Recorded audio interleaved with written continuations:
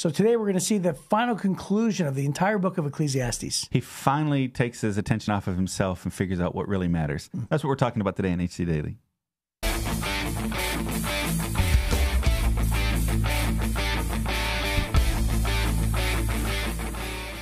You're listening to another episode of HC Daily, a daily devotional podcast that you can listen to at home or on the go. We believe that you can grow as much as you want to grow spiritually, and this podcast can be a part of your daily growth plan. So, whether you're watching on YouTube, listening on Spotify or your favorite podcast app, we're glad you're here. Now, let's join our hosts, Jeff Forrester and Chris Zarbaugh, in the studio. Okay, Chris. Yes. Man, it's good to be with you. So I had a question for you. You and I, we laugh a lot. It's part of our friendship. It's just laugh. Yes. Right? We get a lot of work done. God lets us be on the same team. We do some cool stuff, but we laugh a lot. So I think you have a great sense of humor. And I'm curious, of all the things that are funny, slapstick, people falling down, people doing goofy things, funny jokes, sarcasm, whatever. What do you think is the funniest thing? What makes you laugh the most? What kind of humor captures your attention? Like, are you a Three Stooges kind of guy? Or you, Yeah. I got it. Yeah, so my favorite comedy of all time is Dumb and Dumber. The movie Dumb and Dumber. Really. Of all time. Yeah. I think it's a masterpiece of comedy. Yeah. And it's the kind of humor that I love. And my wife and my oldest daughter and my youngest daughter, okay, so which is, basically the majority of our household. 3/5 of your family. 3/5 of my family, all the estrogen, says, turn that stupid thing off. Oh, really? Okay. They can't stand it. Okay. Like, not even a smile. Mm-hmm. My son and I are like, whoa. Yeah. It's the best thing in the world. So I would say that's probably it. And so middle school humor, middle school surprising slapstick is kind of the thing. And I'll share, honestly, my guilty pleasure is I subscribe on TikTok to Fail Army. Oh, Fail Army, yeah, which is like people usually hurting themselves, right, yeah, people falling off stuff. And as long as they don't as long as when it ends, I don't say to myself, they're probably in the hospital for life, right? They're in a wheelchair, right? Mm-hmm. As long as I know they could recover, right? I could really laugh hard at that. Yeah. So the falling down kind of stuff. I just saw a thing recently. Rick Warren recommended Fail Army. He just discovered it, thinks it's the best thing ever. So as long as they don't truly get hurt. But I feel bad for laughing at people's misfortune. Right. To be honest. Okay. Well, hey, that tells us a lot. My favorite kind of humor is a twist of a word and sarcasm. Those are my two. But most people don't like sarcasm, you know. So, but those are my two. I love that. But anytime I feel like somebody's setting me up with a story, and then at the last second it ends totally different, or they set you up and then they get you to laugh, and then they take you to the next level. Brian Regan does that. Yes. Right. That kind of joke, that kind of humor. I love that stuff. So, or Jim Gaffigan. I love Jim Gaffigan used to do that early on. Yeah. Where he would set you up with a joke and then take you to 2 more levels above it. Just so funny to me. So, that's great. Yeah. Okay. Well, we're finishing up with, you told me to hurry up and not take so long at the beginning, and we went 20 seconds longer. So Ecclesiastes chapter 12 is here where we're at. We're finally coming to a conclusion. So all up to this moment, he's been struggling with the self-centeredness, and he can't really figure out what the purpose of life is. And then he pivots. And this is really incredible to see the change that happens to him here in the end. Here's what he says in chapter 12. Don't let the excitement of youth cause you to forget your Creator. Honor him in your youth before you grow old and say life is not pleasant anymore. Remember him before the light of the sun, moon, and stars is dim in your old eyes, and rain clouds continually darken your sky. Remember him before your legs, the guards of your house, start to tremble, before your shoulders, the strong men stoop. Remember him before your teeth, your few remaining servants, stop grinding, and before your eyes, the women looking through the windows see dimly. Remember him before the door to life's opportunities is closed and the sound of work fades. Now you rise at the first chirping of the birds, but then all their sounds will grow faint. Remember him before you become fearful of falling and worry about danger in the streets, before your hair turns white like an almond tree in bloom and you drag along without energy like a dying grasshopper and the caperberry no longer inspires sexual desire. Remember him before you near the grave, your everlasting home, when the mourners will weep at your funeral. Yes, remember your Creator now while you're young, before the silver cord of life snaps and the golden bowl is broken. Don't wait until the water jar is smashed at the spring and the pulley is broken at the well, for then the dust will return to the earth and the spirit will return to the God who gave it. Everything is meaningless, says the teacher, completely meaningless. Keep this in mind. The teacher was considered wise, and he taught the people everything he knew. He listened carefully to many proverbs, studying and classifying them. The teacher sought to find just the right words to express truths clearly. The words of the wise are like cattle prods, painful but helpful. Their collected sayings are like a nail-studded stick with which a shepherd drives the sheep. But, my child, let me give you some further advice. Be careful, for writing books is endless and much study wears you out. That's the whole story. Here now is my final conclusion. Fear God and obey his commands, for this is everyone's duty. God will judge us for everything we do, including every secret thing, whether good or bad.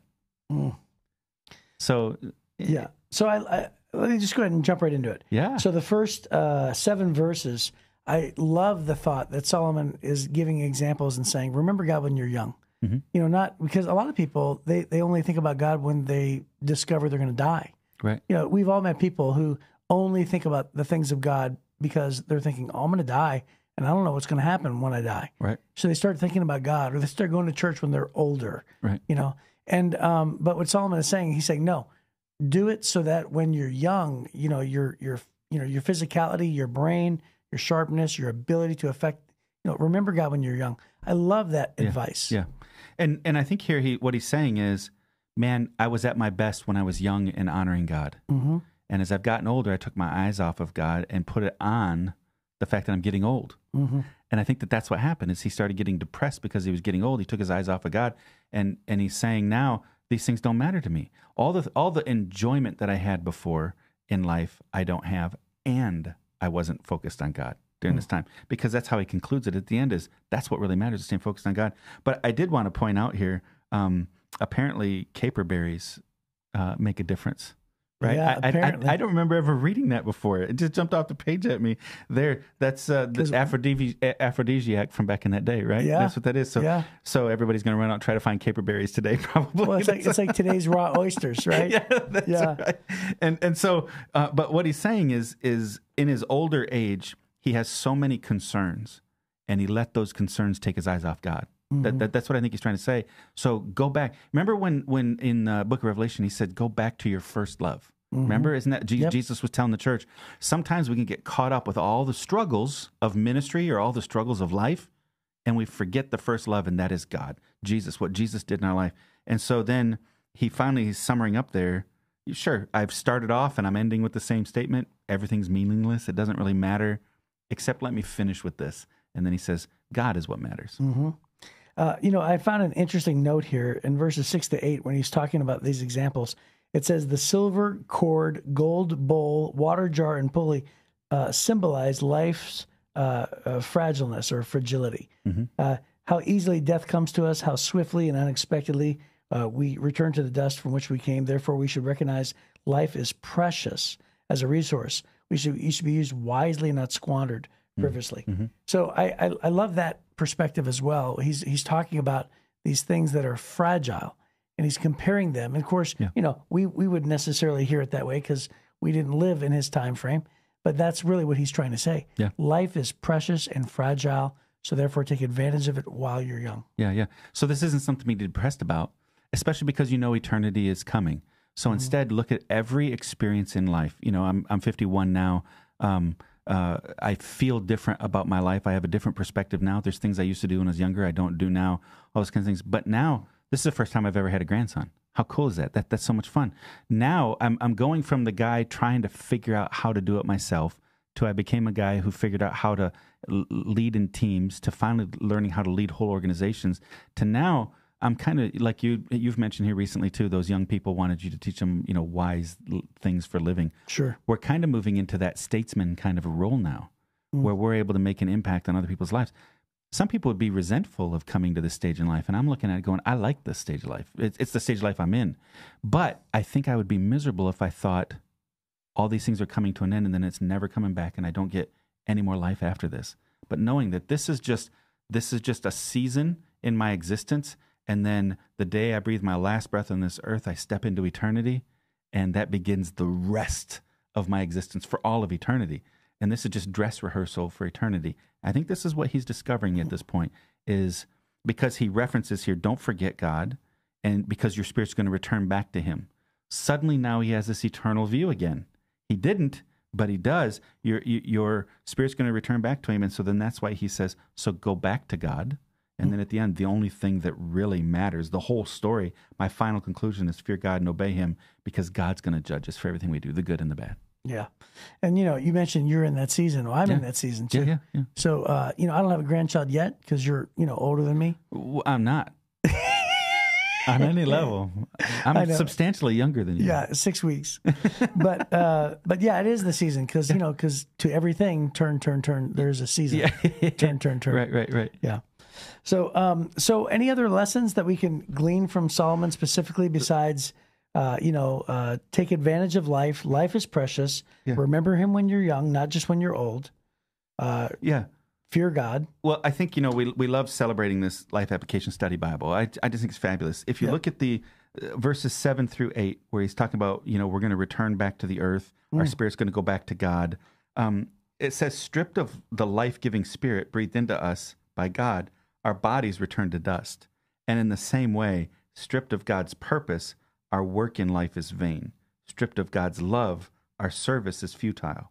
We have to put God first over all we do and in all we do, because without him, we have nothing. Knowing that life is futile without God motivates a wise person to seek God first. And that's where he takes us in that.